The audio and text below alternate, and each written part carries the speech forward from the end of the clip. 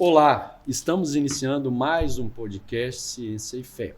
Hoje, uma vez mais, temos a oportunidade de conversar com o nosso Felipe e o nosso Thales. Muito bem-vindos, uma vez mais. Obrigado. E hoje nós aproveitaremos a presença dos nossos convidados aqui para discutirmos um tema bastante importante e que ganhou a atenção, especialmente na Europa, a época em que se sucedeu, a época em que esses acontecimentos se passaram na Europa. Estamos falando da Revolução Francesa e também do despertamento espiritual que aconteceram no século XVIII na Europa. Nesta ocasião, a Inglaterra passava por um profundo declínio moral. Uma em cada 5 pessoas desenvolviam sífilis até os 35 anos de idade. 75% das crianças morriam antes de completar 5 anos de idade. De cada uma casa em Londres, de cada 6 casas, uma era um bar, uma taverna, para onde as pessoas afluíam a fim de se embebedarem. Aliás, o gin era consumido largamente nessa época. Mais de 7 milhões de galões de gin as pessoas consumiam. Não raramente, quando se transitava pelas calçadas da capital inglesa, de Londres, os transeuntes tropeçavam em bêbados, em ébrios, lançados ao chão, deitados, semi-mortos. Então notem que essa ocasião foi muito negra, foi muito complicada para toda a Europa. E com a França não foi diferente. Na França também havia uma profunda dificuldade moral e o meio de se solucionar tais problemas foi antagonicamente oposto.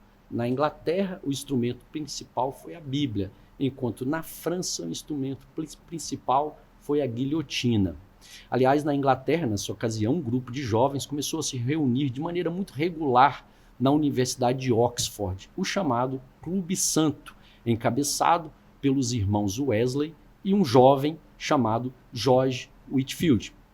Depois de ganhar força, esse grupo chamado de Clube Santo, ali na Universidade de Oxford, meninos que estudavam muito a Bíblia, meninos que faziam caridades, meninos muito dedicados às questões espirituais, um deles, George Whitefield, vendo a degradação moral da Inglaterra e, ao mesmo tempo, a indiferença da igreja, acaba por descobrir que Hal Harris saiu da igreja anglicana, estabelecida ali na Grã-Bretanha, e passou a pregar em praça pública, nas feiras e tudo mais.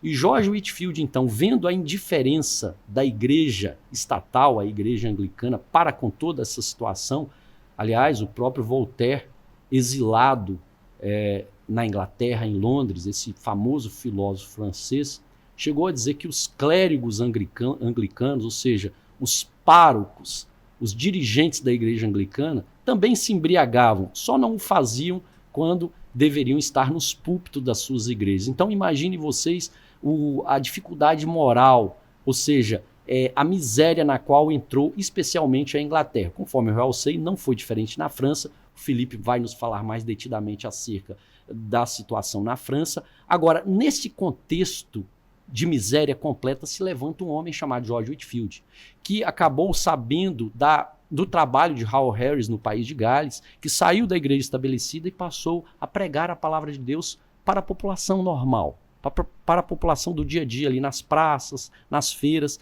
Então George Whitefield, esse inglês incomodado com a inércia da igreja anglicana, vai até o país de Gales para se encontrar com Hal Harris e aprender a arte de se pregar em público. Neste meio tempo, ele chega até a cidade de Bristol, a caminho do país de Gales, onde trabalhava, onde pregava Hal Harris. Ele chegou em Bristol, uma cidade da Inglaterra.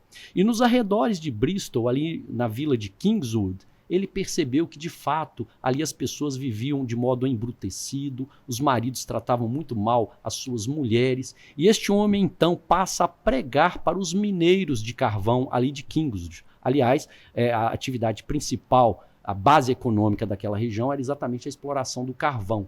Então, George Whitefield se põe nas saídas das minas de carvão e passa a pregar, a ser um arauto da palavra de Deus. E dessa maneira irrompe na Inglaterra um verdadeiro avivamento espiritual que passa aquele país a limpo. Aliás, tem um livro muito elucidativo nesse sentido chamado Inglaterra antes e depois de Wesley.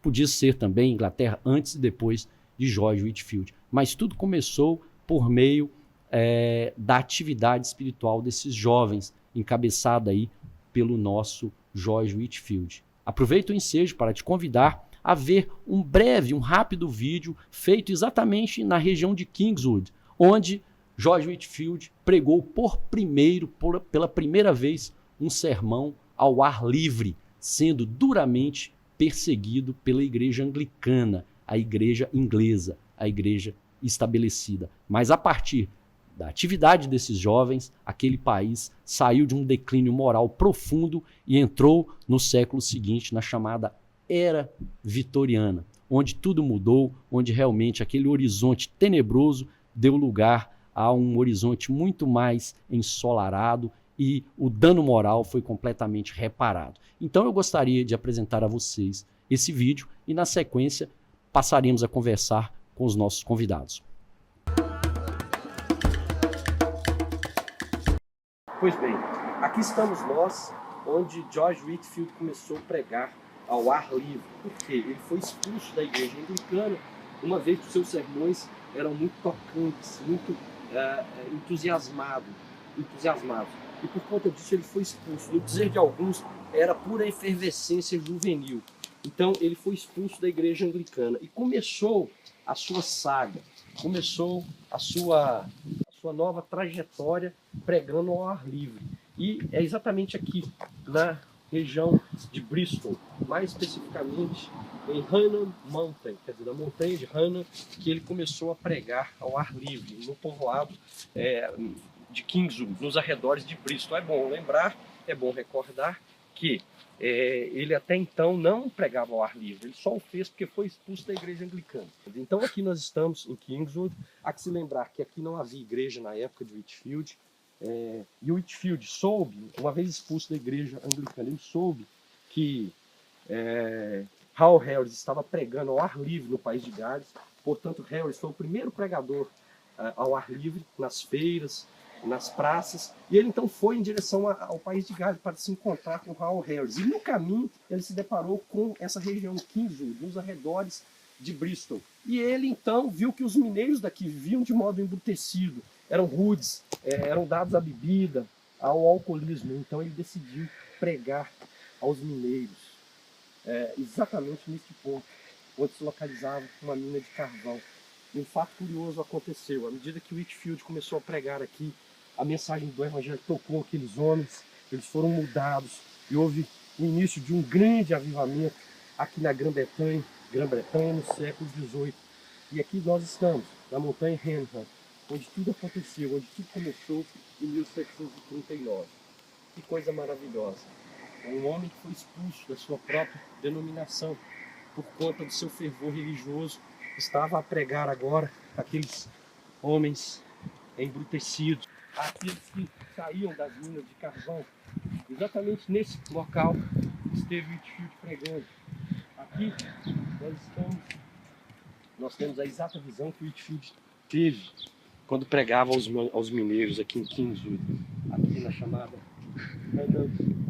os carvoeiros com os rostos totalmente tomados pela fuligem. Ele podia perceber sulcos de lágrimas abrindo os rostos ou descendo nos rostos daqueles mineiros, uma vez que eles estavam totalmente tocados pela mensagem do Evangelho. Então aqui é a chamada montanha de Hannan, dedicada àquele grande homem de nome George Whitefield. O mundo é a minha paróquia. Ali está escrito em inglês. All the world is my parish. Ou seja, que tenhamos essa disposição, que a nossa igreja não seja as quatro paredes, mas sim que a nossa igreja seja o mundo, que a nossa igreja seja os campos, as pessoas, o dia a dia. E aqui fica a nossa mensagem, que nós possamos abraçar o mesmo Deus, ou melhor, abraçar a mesma mensagem propagada por esses homens do passado.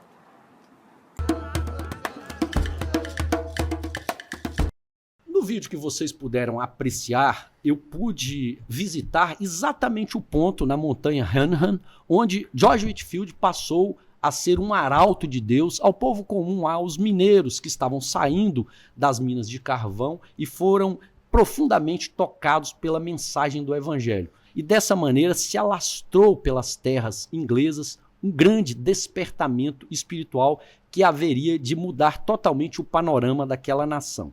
Com isso em mente, Felipe, note que as condições morais da Inglaterra eram por demais desastrosas, mas aqueles jovens do Clube Santo, da Universidade de Oxford, passaram aquele país a limpo por meio da palavra de Deus, por meio da propagação do evangelho do nosso Senhor e Salvador Jesus Cristo. Na França não estava a situação tão diferente da Inglaterra. Nos conte um pouco mais do contexto, do background da França em termos morais nessa época, Felipe, do século XVIII. Toda a questão moral, ela advém, de algum modo, da situação cultural que o país está passando. E a Europa, pós-século XVI, e mais especialmente pós-século XVIII, ela tem uma situação muito específica com relação à sua cultura e à sua intelectualidade. Então, quando nós voltamos, eu regredi um pouquinho na história para poder fazer um apanhado geral, mas quando nós voltamos, por exemplo, na Idade Média, você tinha o estabelecimento da escolástica, no contexto das discussões religiosas, de tal modo que você tinha ali uma língua comum. Então, todos buscavam a Deus, na época, no latim, então as discussões eram no latim, e havia esse conceito de universalidade que transcendia as nacionalidades locais. Era por isso que você falava apenas latim na universidade, haviam as discussões das diferentes correntes. Com o advento do Renascimento, aí nós temos a Reforma Protestante, nós temos o início da formação dos estados modernos, o que nós temos também é o início de certas educações e grupos intelectuais paralelos àquilo que era a universidade estabelecida como tal. Então, se a universidade, isso foi assim, ao longo de séculos, foi uma luta para se manter independente tanto do papado quanto da monarquia, na modernidade nós temos o início de intelectuais separados da academia, que vão estabelecer o início de uma educação e de toda uma filosofia que ela vai atender a determinados interesses políticos. Isso é muito claro em figuras como Maquiavel, por exemplo, que apoiava a Casa dos Médici na Itália, ou Descartes com os suecos, etc., mas isso acontece, de certo modo, em toda a Europa. E o que acontece nesse início, com esse apelo à nacionalidade, então nós temos o estabelecimento da Igreja da Inglaterra, como você bem falou, das igrejas da Alemanha e etc., com o contexto da Reforma, nós temos o início de filosofias que elas vão ser quase como filosofias nacionais. E essas filosofias, como elas não mais se comunicam no contexto internacional da Europa, como era na escolástica, elas iniciam tradições que muitas vezes são antagônicas entre si ou não são comunicantes.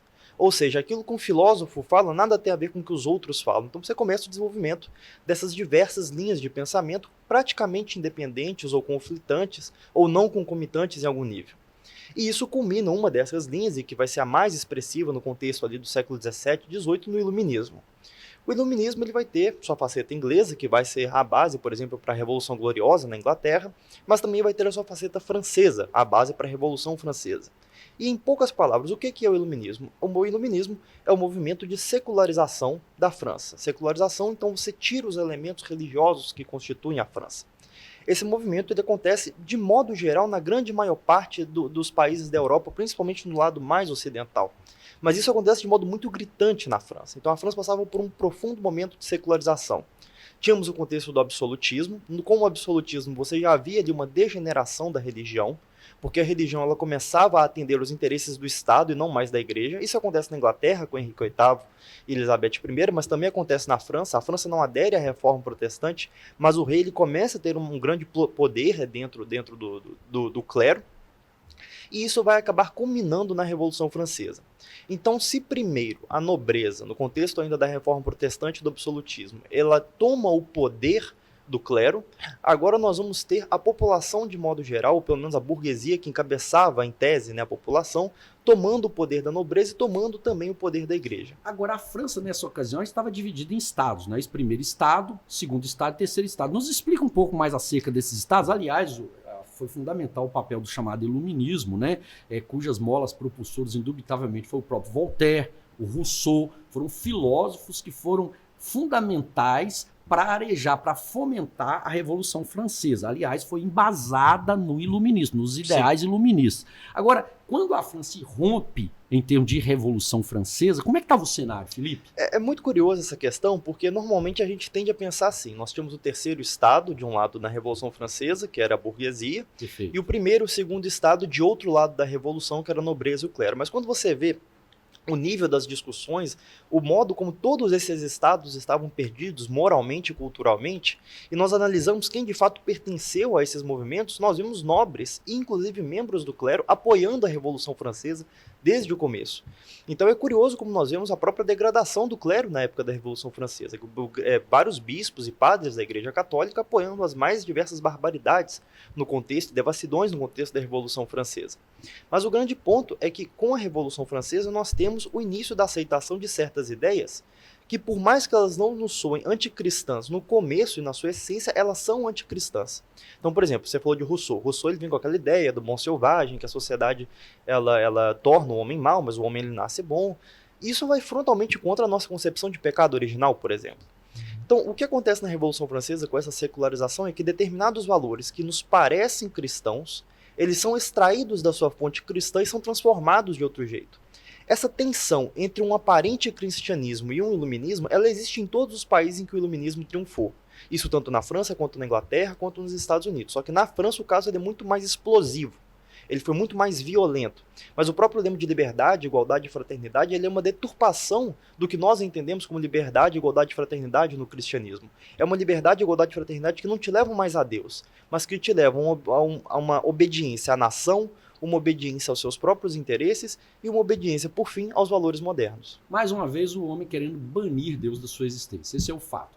Thales, muito bem-vindo uma vez mais. Thales, nesse contexto, eu disse que na Inglaterra nós tivemos jovens muito comprometidos com a palavra de Deus, o chamado Clube Santo ali, que foi a mola propulsora para todo esse movimento de despertamento do século XVIII.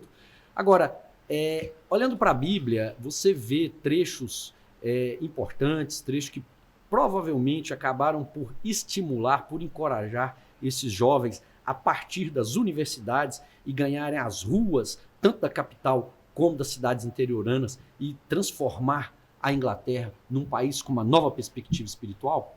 Com certeza. Como você bem tocou nesse assunto, no Clube Santo, Whitefield e Wesley marcaram a sua geração nessas reuniões dentro da universidade, mas eu tenho convicção que o apoio, o embasamento que eles encontraram foi no avivamento que aconteceu em momentos da história relatados pela Bíblia Sagrada. Nós podemos observar lá no Antigo Testamento e no Novo Testamento referências que vão mostrar que em momentos da história nós tivemos o avivamento acontecendo. No Antigo Testamento podemos observar Abacuque. Abacuque, ele estava vivendo ali naquele momento na terra de Israel, um intenso desproporcional entre a fé e a realidade que eles estavam vivendo. Então, naquele momento ali, todo mundo estava desolado, já não estava mais querendo saber das coisas de Deus.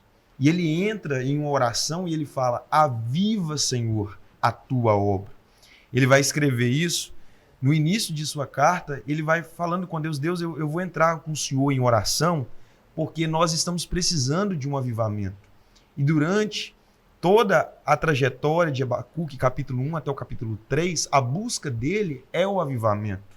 E ele vai falar: aviva, ó Senhor, a tua obra no meio dos anos. Quando a gente vai ver no Novo Testamento também, já muitos anos após esse evento aqui de Abacuque, nós vamos observar que em Atos dos Apóstolos, ali no capítulo 2, nós estávamos com alguns discípulos de Jesus aguardando um avivamento que estava sendo prometido para eles. E eles estavam ali em um cenáculo reunidos e, de repente, aquele avivamento chega até eles. E o avivamento nós poderíamos conceituar muito bem como a intervenção de Deus sobre a história, sobre o coração que está sedento, uma mudança, algo extraordinário da parte de Deus que passa a ter um despertamento para as coisas de Deus de uma forma sobrenatural. É como se virasse a chave e aquilo mudasse a perspectiva espiritual da população. E em Atos 2, como eu estava bem mencionando, chega esse avivamento para eles. E Pedro começa a pregar, e nessa pregação de Pedro, esse avivamento acontece que tantas e tantas almas, milhares de almas, elas se rendem à fé. Foi assim. Porque muitos dos absurdos que se dizem com relação ao cristianismo, as cruzadas, etc., nada disso produziu a carnificina que foi feita durante a Revolução Francesa. E eu vou agora puxar um ganchinho em relação à Inglaterra. A Inglaterra teve também seus morticínios. Nós tivemos a Revolução Puritana, tivemos as perseguições de Henrique VIII, Elizabeth I e etc. O ponto é que o século XIX, ele me parece um século muito marcado pela confusão de todos os lados, tanto aqueles lados que tentam defender o cristianismo, quanto aqueles que tentam acusar o cristianismo. Então, por exemplo, na Inglaterra, paralelo a este avivamento que ocorreu, nós tivemos também o estabelecimento de um projeto imperialista colonial, como nunca foi antes visto na história. E o que nós podemos ver é que na Inglaterra, desde o século XIX, isso já era muito claro no final do século XIX, mas se agravou muito no século XX e XXI, ao declínio da Igreja da Inglaterra. Então a Igreja da Inglaterra ela começou a apoiar coisas que seriam impensáveis no cristianismo ao ponto que hoje o rei da Inglaterra, que ainda porta o título de defensor da fé, parece viver com áreas de um relativismo religioso muito, muito elástico. O rei da Inglaterra, hoje em dia, ele bota o cristianismo no mesmo pacote das diversas religiões, quando ao mesmo tempo ele é o chefe da Igreja da Inglaterra. Então, o caso francês ele é muito simbólico porque ele foi muito sangrento.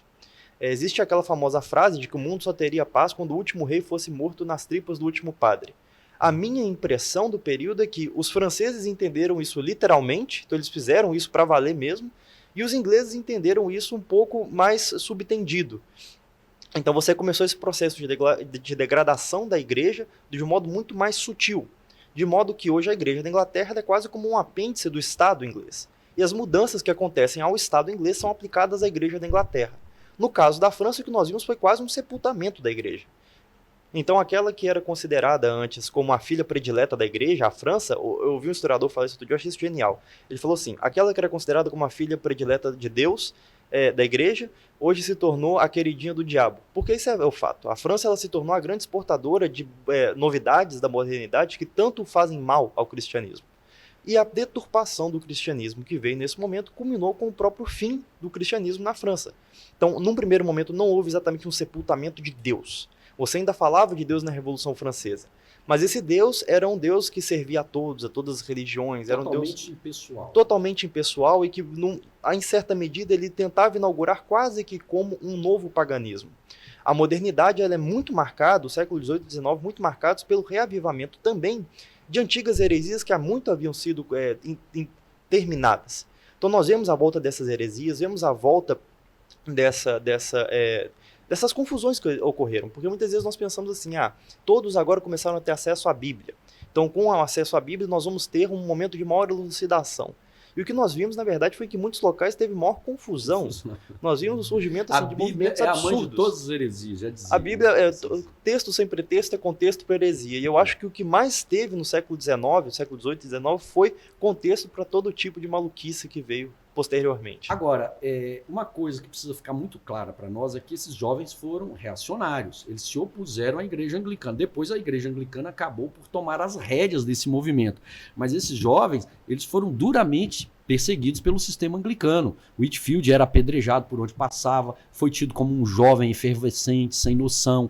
Charles Wesley, John Wesley, com eles não foi diferente. Aliás, os seguidores de Wesley acabaram formando uma denominação chamada metodismo, porque esses jovens tinham por característica ser muito metódicos com respeito à busca a Deus, com respeito às obras de caridade, com respeito ao jejum, com respeito ao exercício espiritual. Daí o fato deles serem apelidados de metodistas. Surgiu, portanto, a chamada Igreja Metodista, dos correligionários desses jovens. É bem verdade que essa igreja surgiu pós-morte, depois da morte desses caras. Porém, é um legado deles. Então, que fique claro, Felipe, que a igreja anglicana depois toma as rédeas, mas esses jovens foram tidos como reacionários. Eles partiram para o fronte, eles foram para a batalha, eles foram para as praças, eles levaram a Bíblia, levaram o Evangelho para a mão das pessoas, mas de maneira muito bem direcionada e de maneira muito bem doutrinada. Até porque todos eles eram clérigos anglicanos. Tanto Whitefield era formado, como também os irmãos Wesley, porque a igreja anglicana terminantemente proibia a pregação por parte de leigos. Uhum. Então eles eram formados, eles fizeram seminário, eles formaram-se eram algo, por exemplo, o George Whitefield foi diácono anglicano, mas foram duramente perseguidos. Agora, só para ensejar essa fala, na verdade, alguns historiadores compreendem que só não houve o banho de sangue na Inglaterra, como houve na França por conta da guilhotina, foi em face do instrumento utilizado. Realmente a palavra de Deus acabou desaguando aí nas reformas que tiveram naquele país. Por exemplo, a formação dos sindicatos, onde as pessoas se valorizaram mais, os trabalhadores se valorizaram mais, sindicatos organizados, reivindicando seus direitos. Ou seja, aquele movimento inglês acabou trazendo um senso de dignidade para a população, que saiu de uma condição de caos moral completo para uma situação da chamada Pax Britânica, né, que se deu no século seguinte, sob o governo da chamada Rainha Vitória, né? Então, em que pese o fato de ser também um governo com certo vício. Agora, indubitavelmente, esse movimento foi um movimento levado a efeito não por órgão governamental, foram jovens reacionários. Agora, só fazer um adendo rapidão, porque o que me parece, na verdade, é que os ingleses tiveram seu morticínio um pouco antes dos franceses. Sim. Então eles tiveram ali, ainda foi no século XVII, as suas grandes guerras religiosas. E os ingleses, eles sempre tiveram a característica de serem um pouco mais contidos. Então, depois de todo aquele morticínio, eles entenderam o seguinte: olha, a gente pode discordar o tanto que for, mas não vamos ser tão extremos. Então, nós vemos na Inglaterra grandes brigas nas mais diversas esferas, política, religiosa, espiritual, cultural, etc. Mas elas não cabem no morticínio porque eles já fizeram o seu antes. Os franceses, como eles ficaram muito tempo debaixo da rédea absolutista, quando eles resolveram, vamos dizer assim, largar de mão, aí foi um século basicamente de revolução. Ali, desde a Revolução Francesa até o fim de Napoleão III, é só morticínio, seguido de morticínio. Né? Ô, Thales, agora voltando mais para a questão escriturística, esse movimento que se deu ali na Inglaterra, que acabou culminando com transformações mil naquele país, que acabou atingindo as colônias, né, americanas ali, que nessa época os Estados Unidos ainda estavam sob o governo inglês, qual a importância disso para o evangelicalismo moderno, quer dizer, para a nossa visão cristã moderna? Isso foi tão importante agora para a nossa visão cristã moderna, porque nos mostrou que esse avivamento ele aconteceu durante a história, mesmo no período extrabíblico, no período em que nós já tínhamos fechado o cânon sagrado do Antigo e do Novo Testamento. Então nós podemos observar, respondendo a sua pergunta, que o avivamento é a vontade de Deus para os nossos dias também. E nós observamos isso tanto na Inglaterra, quanto nós observamos isso atingindo os nossos dias como desejo de Deus que isso venha acontecer. Nós tivemos avivamento acontecendo no mundo, ali entre o século XIX e o século XX também, mas nós estamos necessitando de um novo avivamento. Então eu vejo, respondendo bem a sua pergunta, eu vejo como olhar para a história e observar esses grandes avivamentos que aconteceram e lembrar, Deus ele quer produzir um grande avivamento em nossos dias. Lembrando, Deus ele quer trazer um grande despertamento em nossos dias. Você falou muito bem que havia uma distância, um entendimento de que Deus era um ser tão distante, um Deus transcendente, mas ao mesmo tempo que nós sabemos que ele é o criador de tudo, tudo subsiste em seu controle, ele também é um Deus imanente. O que significa? Ele é um Deus próximo de suas criaturas. E quando o ser humano entende que Deus ele quer fazer parte do cotidiano de cada uma de suas criaturas e seus filhos, isso nos leva a entender que precisamos de um avivamento. Felipe, agora para concluir a nossa fala, com que olhar você vê, fazendo esse paralelo, aí, você que é um exímio estudioso aí das eras, dos movimentos, por assim dizer, ocorridos tanto na Europa, quanto também fora da Europa e tudo mais, no mundo em si, olhando para essa situação específica do século XVIII, quais lições nós podemos tirar, especialmente do ocorrido ali na França, Felipe? Me parece, assim, de modo muito claro, que o século XVIII, na verdade o século XVI, mas o século XVIII, de modo muito mais gritante, ele inaugura um período de grande confusão. Então, muitas vezes as pessoas conversam, os intelectuais conversam, mas não falam a mesma língua. Dizem várias palavras, mas não se entendem uns aos outros. E isso por um próprio deslocamento intelectual, cultural e até mesmo religioso que acontece. o que nós vemos é que, apesar de muitos esforços, e eu acho que isso pode ser dito tanto dos protestantes quanto dos católicos, nós vimos um declínio progressivo das igrejas. Então nós temos na Igreja Católica, de modo muito claro, pós-Vaticano II, então desde a década de 60 nós vemos um declínio das igrejas se esvaziando, da liturgia sendo desrespeitada, e no protestantismo nós vemos uma proliferação cada vez de outras igrejas com doutrinas cada vez mais estranhas ao que é o cristianismo ortodoxo. Então nós vivemos num período assim muito excepcional, um período de extrema confusão, em que até mesmo as autoridades religiosas, as quais nós deveríamos confiar, muitas vezes parecem tão ou mais perdidas do que nós. A resolução para isso eu não tenho. Eu acho que tem gente pensando nisso há pelo menos 70 anos e não conseguiram resolver até hoje, não pretendo aqui resolver. O que me parece muito claro é que nenhuma das soluções anteriores ou usadas em outros tempos, ela é totalmente própria ao nosso tempo.